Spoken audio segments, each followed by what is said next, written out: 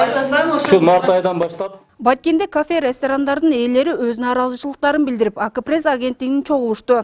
Алар март айынан бери жумуш токтоп, насыя салык төлөп кыйынчылыктарга дуушар болуп жатканын айтып, кайрылуу жасашты. Пандемия башталгандан бери иш жок азыр Баткенде. Иш жок. Ушу кредит алганбыз, тем более долларга алганбыз. Долларлар өсүп азыр биз жактан эч өкмөт жактан эч неме жардам кол.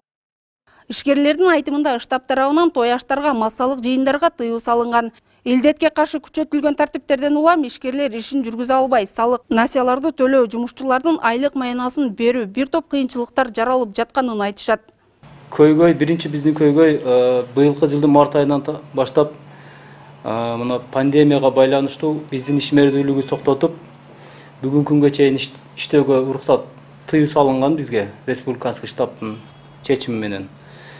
Бирок ошол эле мезгилде биз ишмердүүлүгүбүздү токтотуп бар жоктон прибыль жок, банктагы төлөмүбүз, налогдор же болбосо башка бир чыгашаларыбыз токтотулган жок.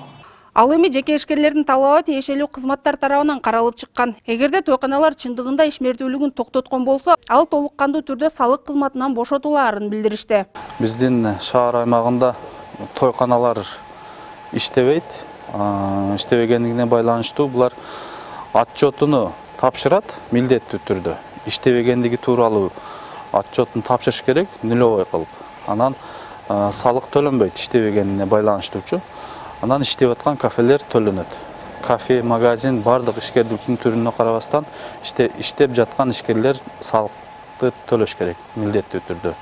Ал эми ишкерлер насыя жана салык төлөө мөөнөтүнөн мурда кат менен кайрылуу жасап, тиешелүү мекемелерге кайрылса, салык төлөөдөн бошотулат дешет адистер.